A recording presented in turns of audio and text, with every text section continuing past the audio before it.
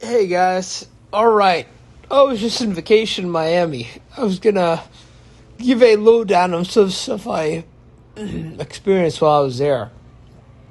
Um, so it's interesting. When I'm just walking around the city, I get looks, I get girls interested. But when I was at the beach and I had my shirt off and I was in the water, that's when the interest really kicked in. Now, most guys at the beach swimming are too scared or too shy to meet women at the beach, right? If they take off their shirt and there's a girl walking in a bikini, they'll be worried about talking to this girl. And in truth, the girl usually does get a little bit shy and uncomfortable at first, but if she's attracted to you behind that, if you talk and ease into the conversation a bit more, she'll stick around and she'll communicate. So I had one experience that was really, it was beautiful. It was like a great experience. I was in the turquoise water. The water was turquoise. It was a bright sunny day, and I was swimming in the beach. There's a lot of buoyancy in the water, so you could float really easily. And the water is amazing because there's a bunch of different animal species. There's like fish, and if you go in, you could be surrounded by schools of fish at times. I was surrounded by a school of fish. I could post a video of it. But anyways, there was this girl. She was really beautiful. Okay, so there's a lot of Latino girls in Florida, and they're really attractive Latino girls, like very pretty girls.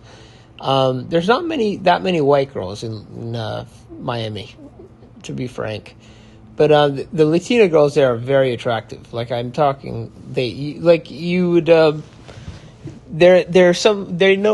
it's known, Miami's known to have the most beautiful woman in America. Let's put it that way. And so I saw this girl. She's wearing a hat. She's a little bit palish. She's very light skin looking, and she looks like she's trying to protect herself from the sun. But she's very, very beautiful. Like her body was very attractive. It was like it was so proportional, and she had she had like curves, but like gentle curves. They weren't like gigantic, ginormous curves. You know how some like African women have giant booties and massive boobs. She wasn't like that. She was a lot more subtle, right? So she wasn't what you call she was sexy, I'm going to be honest, but she was more beautiful than sexy. She was more like a piece of art kind of woman. And she noticed me, and she kind of like walks near me and like kind of looks out to sea. We're at the beach, and she does that, and I look on my right, and I already pick up on the fact that she might be interested in me. She might like the way I look, and then I say something like I asked her if she's from Europe, and then she said no, I'm from Canada. Then I speak a lot of languages, so I started speaking to her in French, and that she understood, and it was pretty funny. She was like so she starts laughing, and she's really surprised I'm speaking her language. So she looked kind of like the lady from the Resident Evil movie, like the movie Resident Evil. She looked like her, but younger, and a very nice body, like a prettier body than her. And she was very lean, but beautiful, perfect curves. They were like exact. She was perfect looking, like flawless, like gorgeous. I don't know. She just looked really nice. And anyways, it was amazing because she was shy though at first, right? So I started talking. She's like a little bit on the shy side, and she tells me she's from Canada, and then I talked to her a bit longer, and I say like we got into a conversation about like what she thinks about this area, and she says she likes it, etc. Boring shit. We were just talking. And then I was like, do you ever come by New York? And she's like, yeah, blah, blah, blah. I'm interested in coming by there. I'm going to be moving there, either there or Chicago, or I'm thinking about going to Europe. Anyways, I have a lot of random plans I got going. But anyways, then I say like, "Oh yeah, we should definitely hang out sometime when you arrive." And then she said, "Yeah, that'd be nice." And then I got her number, so I run back to my stuff on the beach, and I take out my phone and I start putting in her number, and then I ask her if she's going into the water, and she seemed shy, right? She was like worried about the water, and I was like, are you scared of the water? She says, no, I just don't like seaweed. And there's seaweed around the water, right? In Miami, there's a lot of seaweed. So not a lot, but like, sometimes it could feel kind of weird. And she was scared of it or something. But then I was like, let's go in. And I did it like positively and like excitedly. And then she comes into the water with me, and we're swimming, and we're kind of, the sun's kind of beaming on me and her, and on my face especially. I was kind of squinting, and I was talking to her at the same time with a smile, though. I was really happy because I love the beach, you know what I'm saying? And I like the water, and it was cool, like communicating with this girl that I just met in the ocean. And we get into a conversation about random stuff, and we're just kind of like swimming around. And yeah, it was cool. We talked for like 5 minutes and 10 minutes, and then I was like, okay, I gotta go. I'm gonna go get some food now. But it was really nice meeting you. And then and she says, you too. And then I go under the water. We're making eye contact, and we shake hands underwater. It was really interesting because it was really that was very romantic in my opinion. I have a lot of encounters with random women, and most of them aren't what you call romantic. They're like, they're very much like confident, behavior that I exude, and, direct and everything. But this was romantic. This was something that I remembered after for a long time. And so I left the beach. After that, I shake her hand and walk away. And then I turn back, and she runs right out of the water as soon as I leave.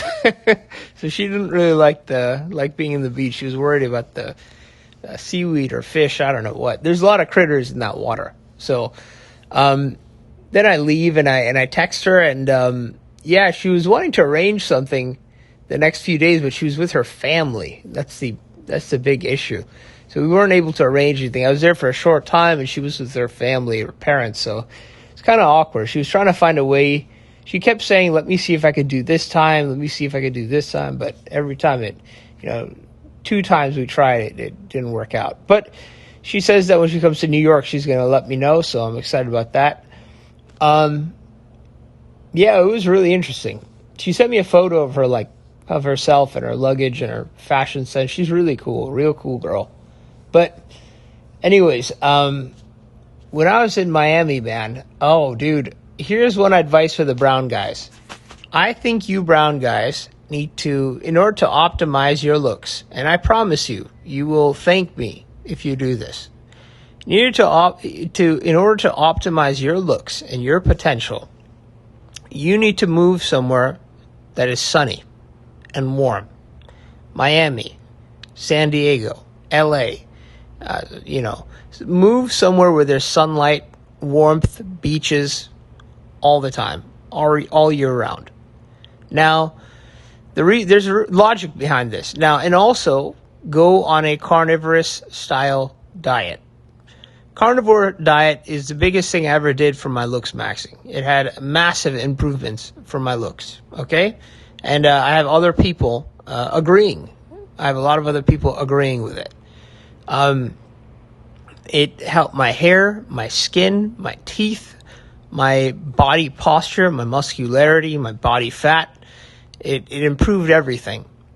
And also, when I go to the bathroom, nothing ever smells anymore. It's amazing. This bad smells from going to taking a dump, they come from bacteria emitting gases.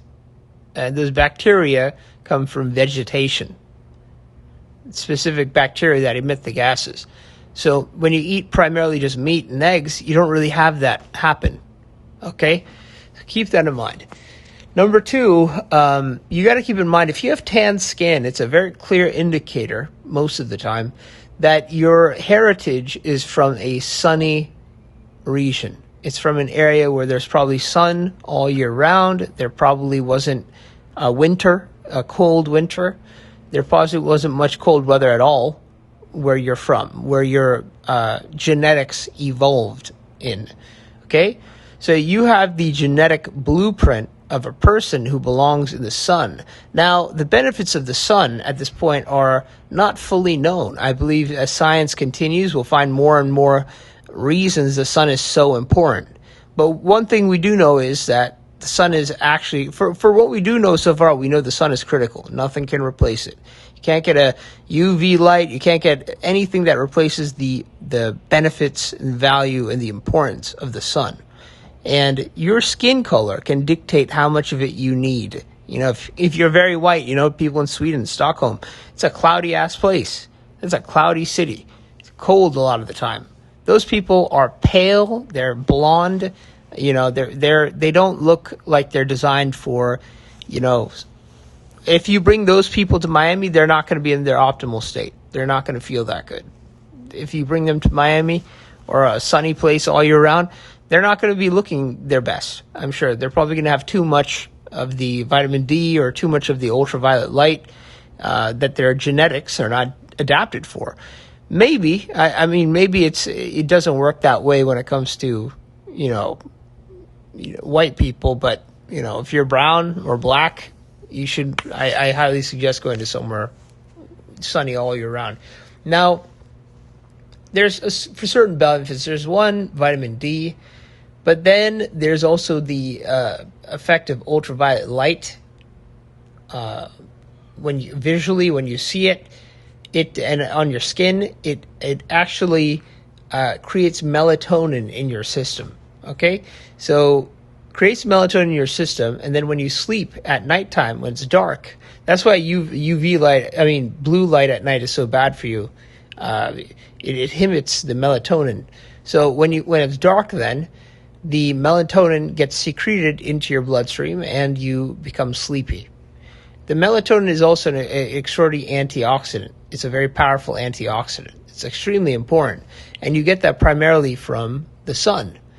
Now, so those are just two major benefits. There's also several cognitive benefits, mental benefits. I can tell you guys, after being in a sunny area, I was looking good. I was thinking it would be the opposite because I'm like, girls like lighter skinned guys. They don't like dark guys. And then like I got my skin darker, and yeah, it's the exact opposite. I looked like how do I say, like a Latin, like Don Juan type guy. I looked really good after getting my tan.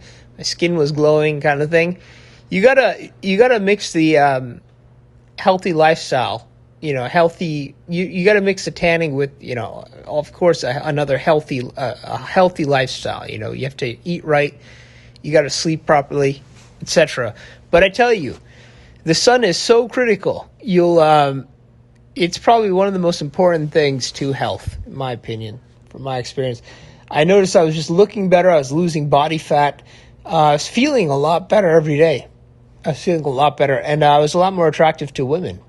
You know, I have sunburn all over my face. Another experience at the airport. Now, I picked up a lot of women. I did get laid this trip. I slept with some Russian lady. But I had an interesting experience at the airport. Now, there was this very attractive girl with this African-American dude. Like, okay, so I'm not the type of guy who likes crushing guys' feelings, etc. But, you know, or bringing them down or making them upset. I don't like taking girls away from dudes, you know, especially if the dude is like a nice guy, right? I don't like doing that, so I don't try. Every time I see them with a couple, I usually avoid it. This girl, though, was really stunning. And I knew the guy. I thought he must have been a gay friend or something because he was not attractive. He was this African-American guy who was kind of like, he talked like very Southern. Like he didn't have very good English sense, and he was not very attractive. And So I assumed that they were just friends or he was gay or something like that. And then I walk up to her and I asked her for a cigarette, and I was like, then we start talking, and she tells me that she's from, what's it called? Bed-Stuy in Brooklyn, New York. And I was like, oh, cool, I used to live near that area, etc. Then we got into a conversation. She got really excited. And then the African-American dude next to us, he, I asked him, like, so how do you guys know each other? Are you guys friends or something? She's like, we just met at this airport. Now, the thing I realized was this African-American dude was trying to spit game, and he was not good at it. But he was trying, you know. He was trying to spit game. I realized that a little bit later on. But as I start talking to her, he kind of like leaves us. Like he walks like 5 feet away, and he starts looking out into the parking lot. I'm like wondering what's going on. And then so I feel awkward about it. So I just say like, yeah, I mean, you seem really cool. If you head back, let's definitely hang out sometime. And she said, yeah. And then she gave me her number. She was very interesting because, you know, there's certain girls that don't fit the exact criteria of like perfect 10. Like, here's what I can say. Like, she didn't have any flaws. She was like a very symmetrical, beautiful looking girl, blue eyes, everything, tall. She didn't have flaws. But if you got most guys who rate her would be like, oh, she's like a 6 or 7, etc. She was a 10 to me, you know. But anyways, just like the girl at the beach, a lot of guys would rate her, you know. So a lot of guys prefer giant boobs and a giant ass, and they'd be like, oh, she's a 5, she's flat. You know, to me, she's a 9 she's a 9, 8 or 9. That girl at the beach. To me, the one at the airport was a 9. I'd probably say 9 to me. She was really attractive to me. And I could get a lot of these girls that guys say are, you know, Stacy's. I've gotten those girls before, you know, and I prefer the ones that I met recently. I think they're more attractive than girls that are quote unquote Stacy's. I've had interesting scenarios in the past. Yes, and I definitely think my looks played a huge part. The most success I've had was always when I lived in sunny areas, and I'm a brown guy. Sunny areas, guys. I think you'll read the best I've ever looked was always in sunny areas. Yeah, that's what I'm saying, guys. Match your current environment to what your biology is evolutionarily adapted for. So if you're super pale skin, don't be living in Miami. You know what I mean? You'll do better. You'll probably feel better in a place that's more like, you know, like New York or something than you would somewhere like Miami. Someone like me, who's darker skin, would do better in Miami. Yeah, Miami's a place of a lot of beautiful women, by the way. There's a lot of Latinas. There's a lot of very beautiful Latinas. I'm not talking about, like, if you go to New York, the Latinas look like shit. They look horrible. They're fat. They don't speak English well. They talk like this. How you doing? You know, they're not attractive. No offense to them.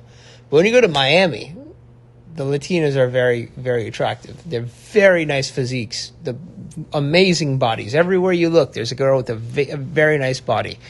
And the Caucasian girls there are also really attractive. Very, very pretty girls.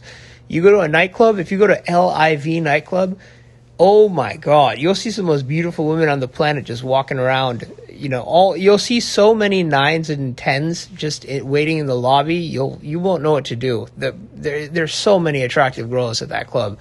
Jesus Christ.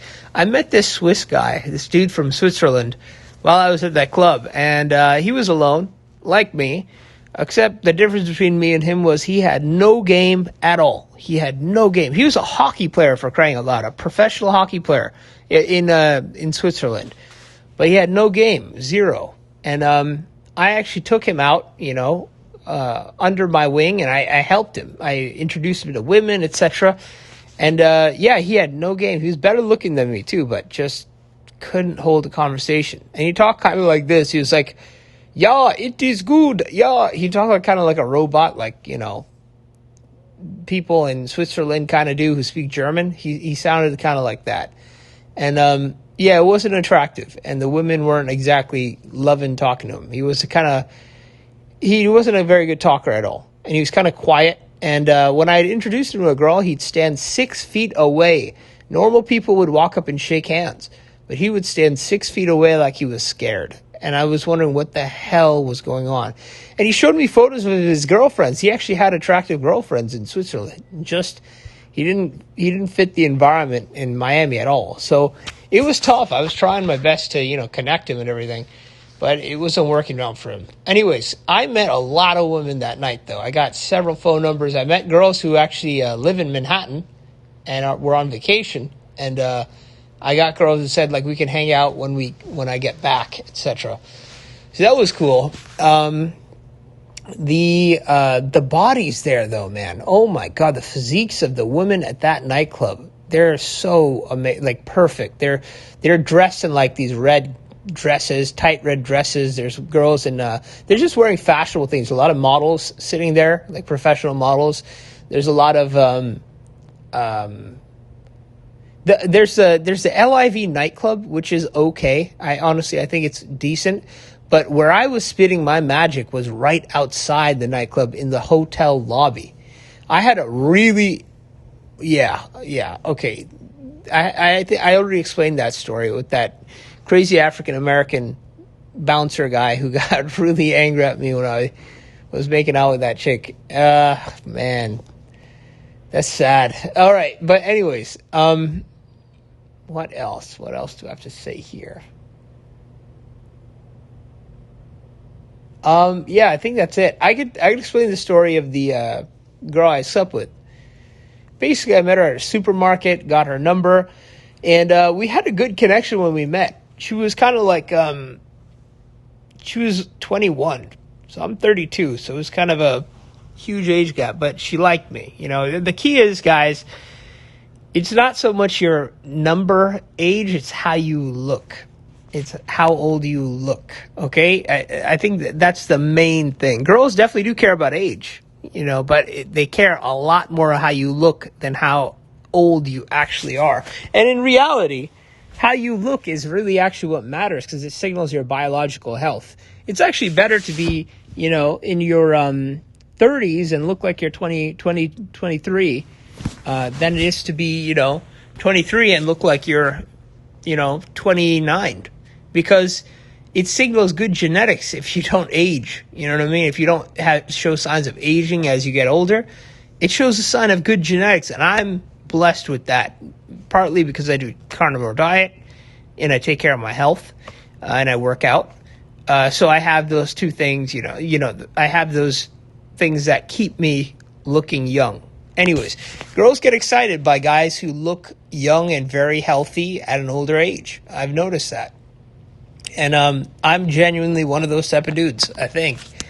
Aside from hair loss, I have some hair loss I'm trying to fix. But other than that, my face, my skin, etc. looks pretty sharp.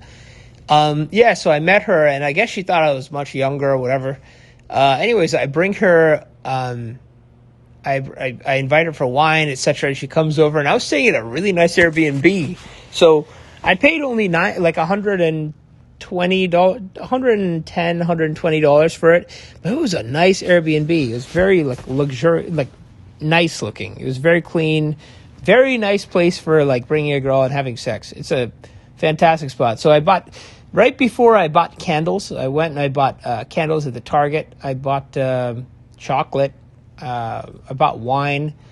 And when she arrives, as soon as she arrives, we start hugging, and she was very sexual right when she got there. She was very she hugs, she's excited, and then we enter my apartment, and we were talking a bit. I'm asking her where how are you new to Miami? Are you this and that? And I asked her a bunch of questions, and she was very open. She was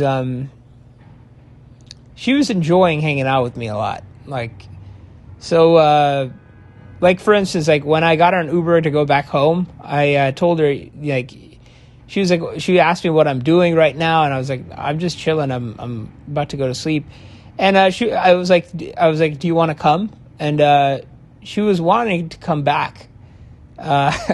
she was like contemplating coming back right after I dropped her off. And then I looked at the price of the Uber, and for some reason it shot up a lot. So I was like, maybe it's better if we hang out another time.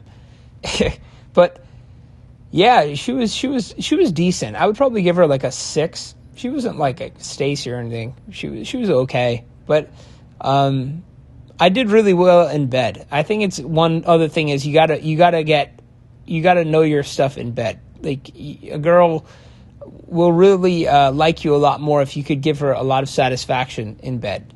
Now, what I do, I try to mix beauty and everything. So like I make everything like I'm not one of those guys who's into perverse like sexual behaviors. I'm not into tying up women and doing bondage and all that messed up shit. I don't like that. It doesn't turn me on.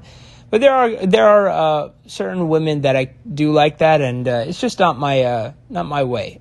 And I think it's that type of behavior is very correlated with sociopathy and dark triad traits. And I think people who are really into that are probably something sociopathic, psychopathic, and people to be careful about. That's what I'll say. But anyways, I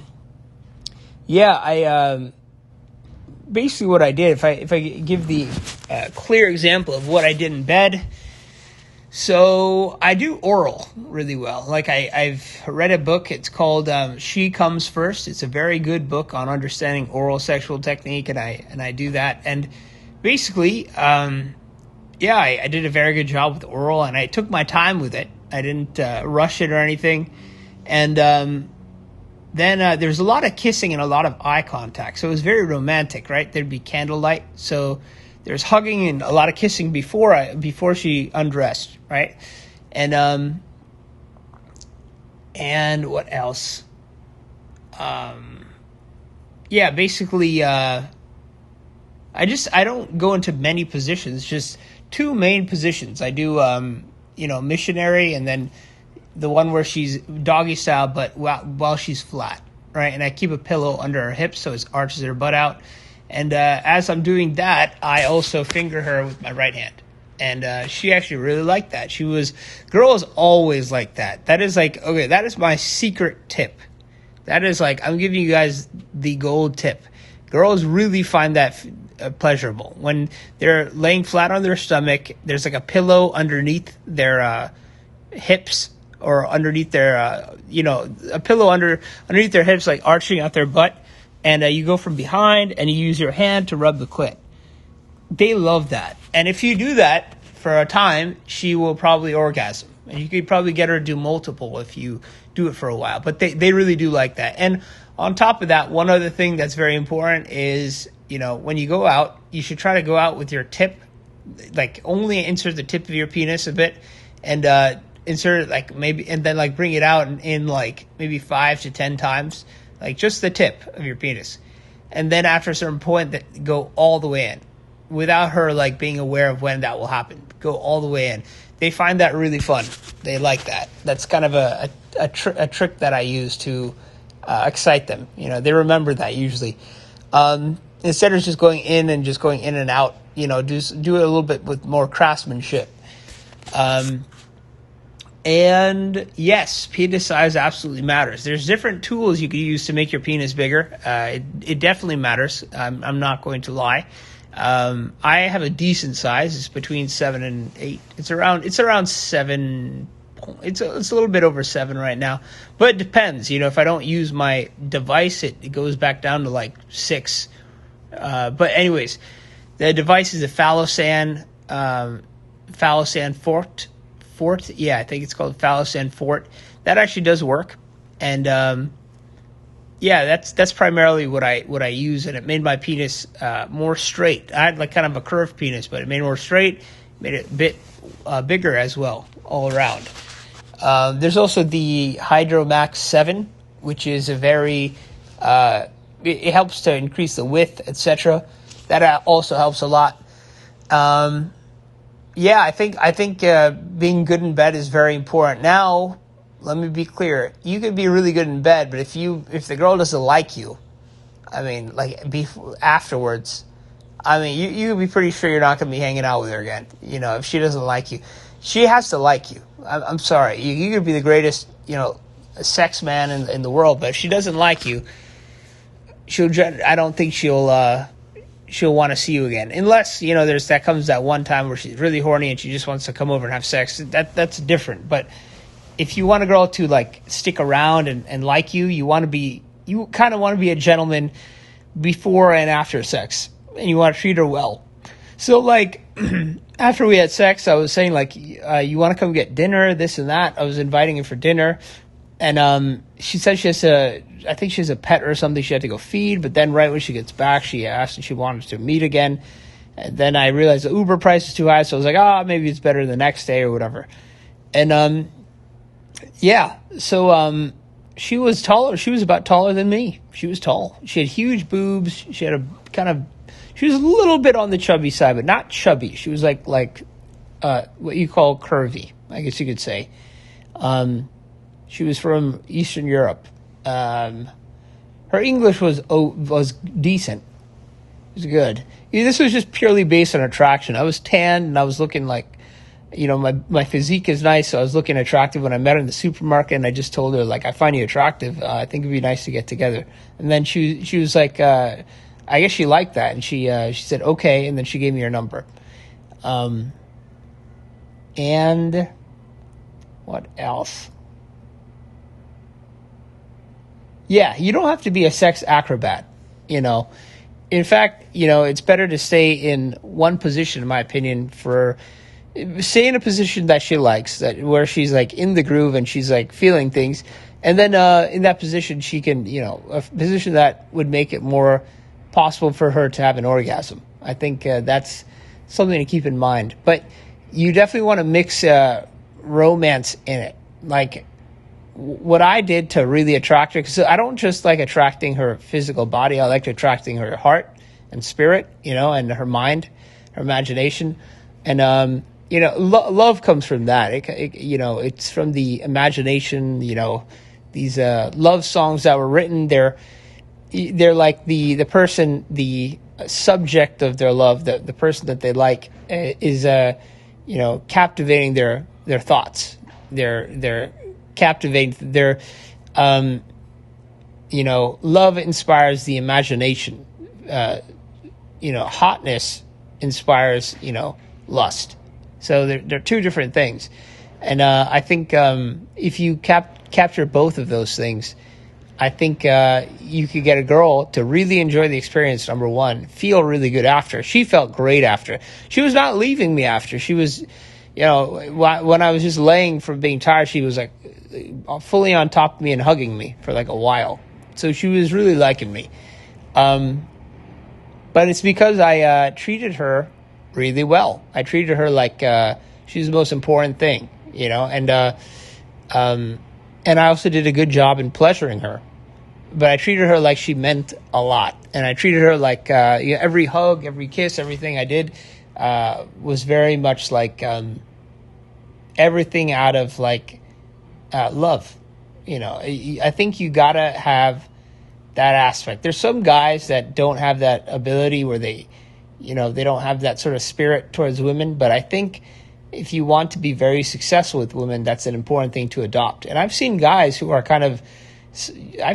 sub 5 who have that sort of spirit, and they actually get a lot of women who like them. Just keep that in mind. The women that guys hate are the ones who secretly have an anger towards them and dislike them a lot of the time. If they show that, there's people like Ted Bundy who hated women. But he always disguised it. He had charm at first, etc. So I think it's important to, be authentically, you have to have a sort of like underlying connection to women. Like when you speak to women, look into their eyes. When you kiss a girl, kiss and then make eye contact, really like heartfelt eye contact right after. And she'll look back at you with the same sort of engagement. She'll be like hypnotized by that, It's happened to me a few times, It's extremely important, I think, when you kiss and then make close eye contact right after, but really direct, eyes have some sort of effect on serotonin, and they say like if you hold eye contact with someone for 4 seconds, it creates like the love emotion. Yeah, I'd say that's true. And also when you have a girl over, make sure you have the settings romantic. Make sure they're clean. Make sure everything's kind of nice, and make it romantic and something she'll remember. Candles, wine, jazz music, soft jazz music, quiet jazz music, because you want to be able to hear each other. You want to be able to hear each other breathe, and the voice, the moaning, etc. That's also very pleasurable to be in part of. And treat her like she's very special after, like she's something that means like matters a lot afterwards. She'll remember you, and keep your charm. Before and after, keep your charm. That's what I'm saying. Of course, after sex, a lot of guys turn into a different person. I'd say, you're going to be less energetic, obviously, but keep the same spirit and character. That's what I'd say. Anyways, that's my rant for today. And more things happened on this trip, I tell you. A lot of things happened. I've had a lot of crazy, random experiences that I could talk about for a long time here, but I'm giving you some recent ones. I'm exhausted. Man, this was a awesome trip. So I hope you guys took notes, and I hope you brown people move to a sunny location and see how your life changes, how your mood changes, how you feel better, your life improves, etc. All right. Good luck, guys. Catch you on the flip side. Bye.